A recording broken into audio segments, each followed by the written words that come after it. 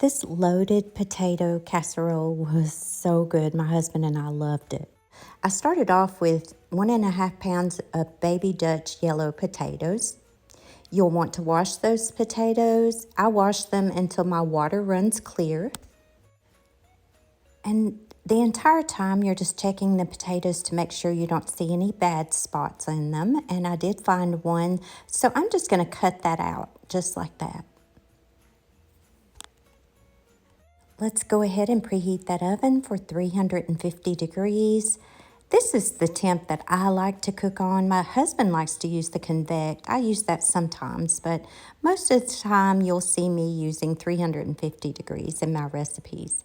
Now, if you're following along, you'll need 3 tablespoons of butter in an 8x11 baking dish. Go ahead and put that in the oven and let it be melting.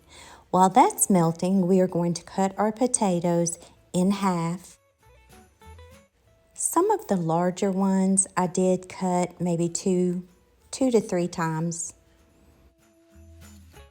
By the time you're finished cutting the potatoes, our butter should be melted. Let's go ahead and get that out of the oven. Now we're just going to drop those potatoes into that 8x11 baking dish with the butter. Give that a mix and coat those potatoes with that melted butter. At this point, you could just salt and pepper these and bake them and serve them like this. But I decided I was going to do something else to this. Let's cover this 8x11 with some aluminum foil.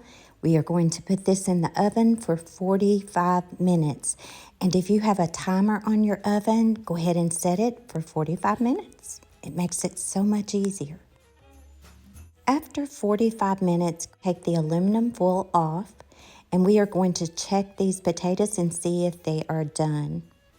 They are soft, but they're not quite done yet. So we are going to put these back in the oven for 15 minutes. And again, just set that timer for 15 minutes.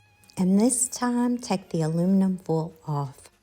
15 minutes later, these potatoes are done, and you can just stick a fork in them just to check them. Now let's add the good stuff.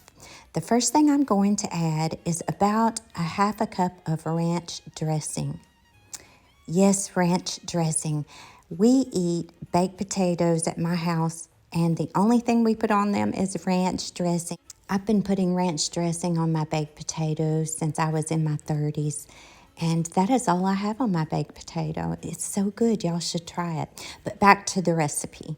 So I put 1/2 cup of ranch dressing on this. You could always use a ranch dressing pack if you would like to, with about 1/2 cup of sour cream. That would be good as well. But this is what I did. I put 1/2 cup of ranch dressing on these potatoes, and then I added 4 ounces of shredded cheese to this, which amounted to about 1.5 cups of shredded cheddar cheese. Now, y'all know that if you've been following me, that I'm allergic to pork. So I have to use turkey bacon. And I took the turkey bacon, I put it in my little bullet and made bacon bits. I do this all the time. By the time I was finished, I had about 3/4 cup of bacon bits. So if you're doing this recipe and following along, you can either use real pork bacon bits, or you can fry your own bacon or use leftover bacon. This would be a great recipe for some leftover bacon. Now, once we've got the bacon in there, I'm just going to take my potato masher and we're just going to mash this up. We're not making mashed potatoes. We are just going to mash this enough so that it is a chunky consistency, just like this.